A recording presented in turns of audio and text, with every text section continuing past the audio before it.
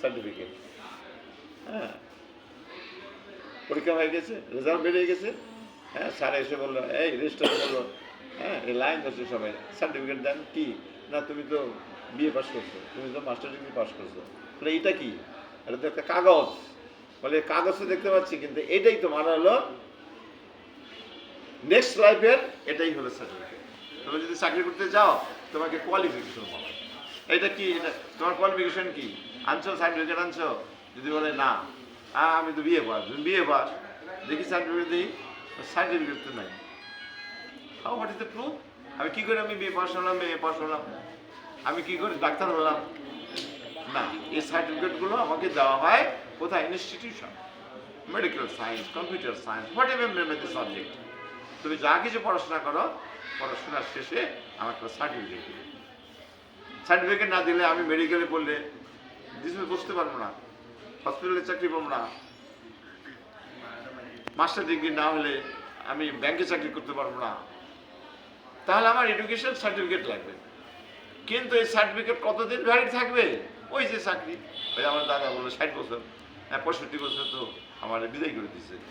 চাকরিটা পেয়েছিলাম, সংসারটা করেছি, কিন্তু আমাকে হঠাৎ একদিন বলে কি, বাবু আপনি তো রিটায়ারমেন্টের সময় হয়ে গেল। বলে কিসের? বলে রিটায়ারমেন্ট, অবসর করতে হবে। মানে বুঝি নাই, আপনাকে আর অফিসে আসতে হবে না। কি তাই না?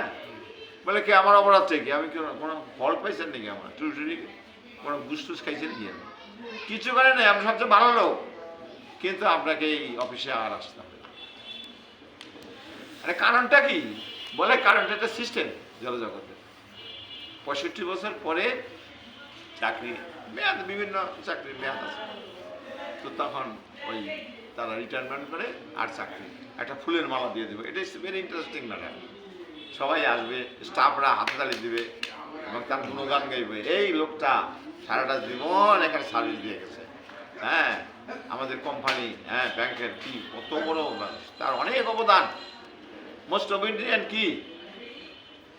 মোস্ট ওবিডিয়েন্ট কি বলা হয়? সার্ভেন্ট, মানে is one of the best obedient servant. হ্যাঁ, এবং তাই কিন্তু আজকে তার বিদায়ের দিন। আজকে তার, হ্যাঁ কালকে থেকে তার অফিসে আসা হবে না। দেন হাততালি দেন, সবাই একটা ফুলের মালা দেন আর মিষ্টি খান। কি অবস্থা হয়ে গেল রিটায়ারমেন্ট পরের দিন থেকে। হ্যাঁ, ছেলেমেয়েরা বলে, বাবা তুই অফিসে গেলে না? না রে বাবা, কালকে আমার দিয়েছে বিদায় করে। কেন? বলে রিটায়ারমেন্ট দিয়ে দিছে আমারে। এখন তো আমার ফোর্স রিটায়ারমেন্ট আছে, নানান। তো এই যে আমাদের কর্ম, এই কর্মের লিমিটেশন আছে।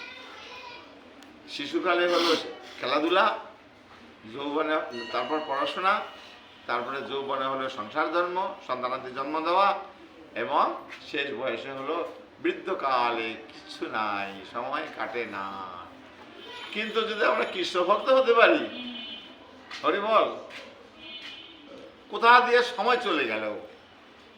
হ্যাঁ, আমাদের প্রভুর সাথে কথা হয় সকালবেলা 5টা থেকে বেলা 10টা, 5 ঘন্টা রিটায়ার তো, আরে কোনো কাম নাই তো আমার। 5 ঘন্টা, আমি 10টা 12টা বন্ধ, 12টার পরে স্নান করবো, স্নান করে গিয়ে গোবিন্দের রান্না হবে, ভোগ লাগাবো, প্রসাদ পাবো, শুতে শুতে 3টা, উঠতে তারপরে গিয়ে একটু বিশ্রাম করবো, বিশ্রাম করে তারপরে মন্দিরে চলে যাবো। আর সকালবেলা তাহলে 6 ঘন্টা কেমনে কাটলো? গীতা বললাম, ভাগবত বললাম, চৈতন্য বললাম, মহাভারত বললাম, রামায়ণ বললাম, হরিকথা বললাম টেলিফোনে। এখন তো মোবাইলের যুগ, হোয়াটসঅ্যাপে সারা পৃথিবী যুগে। হ্যাঁ, হ্যালো, কোথায় তুমি, কেমন আছো? আমি সিঙ্গাপুর, আমি Canada, no problem, we can talk. এই করে কটা বেজে গেল? কি বেজে গেল 10টা 11টা। তো এই কৃষ্ণ ভক্তের সময়ই পাওয়া যায় না। কৃষ্ণ ভক্তের কোনো, আর ওই যে যারা কৃষ্ণ ভক্তের হয় কি করবে? ওই হাঁটতে গেছি, হাঁটে একটা বাজার ফিরেছি, তাই না? কি নিয়ে এইসব বাজার করে? বলে আজকে না ইলিশ মাছ খুব সস্তা। আচ্ছা, আর আমি যখন বাজার যাই, আমার ওই সবজিওয়ালারা সব চিনে ফেলেছি, নতুন রান্না আগে থেকে ছিলাম না। তো বাবু আপনার মাছের ব্যাগ কোথায়? আর আমি তো ভাই মাছ খাই না। কি কন? মাছ না খেয়ে মানুষ থাকতে পারে নাকি? পারে। আশ্চর্য কথা শোনালেন। মাংস খান তো? তারপরে মাছ খান না, মাংস খান না, ডিম খান তো? বলে না, এটাও খাই না। এখন ব্যাংকে গেলে, সেদিন ব্যাংকে গেছিলাম, তো লাঞ্চ আওয়ার ছিল, সবাইকে টিফিন দুপুরে নাস্তা করতেছে। আমার বলে, বাবু আপনি কি খাবেন? আমি তো আপনাদের নাস্তা খাবো না। তাহলে মিষ্টি আনাই, বলে তাও খাবো না। বলে ফল আনাই, বলে তাও খাবো না। তো চা আনি, কফি আনি, একটু বিস্কিট আনাই, বলে আমি তাও খাবো না। আপনাকে আমি কি দিয়ে আপ্যায়ন করতে পারি? আমি বললাম, আমি এসছি একটা কাজের জন্য, আমার কাজটা তাড়াতাড়ি সেরে দেয়। আরে আপনার কাজ তো সারবই, আপনি আসছেন পুরানো লোক, কিন্তু আপনারা কিছু খাওয়াতে পারবো না? বলে না। কি সমস্যা কি আপনার? আমি সমস্যার কথা আর বলছি না, আমি তাতে যাবো, আপনি এতটা কাজে যাবো না। আর ভিতরে ব্যাখ্যাটা কি? আমি বৈষ্ণব। হরি বল, বৈষ্ণব। এত জিন্দগি তো নাম শুনি নাই। কি করেন আপনি? আমরা সারাদিন হরিনাম করি। হরিনাম করেন মানে, কিন্তু হিন্দুরা তো বুঝে, তারা কিছু বুঝে না। দুর্গা পূজা, কালী পূজা, আপনারা আবার আমরা পূজা প্রণাম করি, হ্যাঁ, একটু প্রসাদ পাই, কিন্তু আমরা 24 ঘন্টা হরিনাম করি। আমাদের হলো, আমাদের ফাংশনটা কি না, আমাদের একটা গুরুদেব আমাকে একটা মালা দিছে, হ্যাঁ নাকি, একটা হরিনামের মালা দিছে, যেখানে দেখেছেন মালাটা, এই মালাটা দিয়ে আমরা কি করি সর্বক্ষণ, এই যে হরে কৃষ্ণ কৃষ্ণ কৃষ্ণ কৃষ্ণ হরে হরে। এটা কি জিনিস? মানে এখানে 16টা মালা আছে, 108টা মালা আছে, 16 নাম 32 অক্ষর। আমরা এরকম, আবার এখানে সাক্ষী আছে আবার। বলে বাবা বাবা, এত কিছু? হ্যাঁ, মহাপ্রভুর আদেশ তো। সুনামেশ্র কলিযুগে নাহি তপযজ্ঞ, আমাদের তপস্যা নাই, যজ্ঞ নাই, পূজা নাই, কিছু নাই। কি আছে? হরিনাম আছে। হরিনাম করলে কি হয়? প্রশ্ন করতে পারে সবাই, প্রশ্ন করে, আমরাও প্রশ্ন করেছি।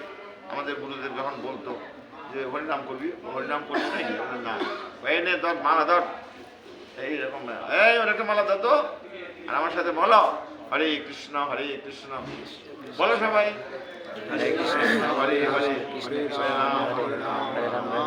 হরে বলছি তো, বলে বলতেই দাও।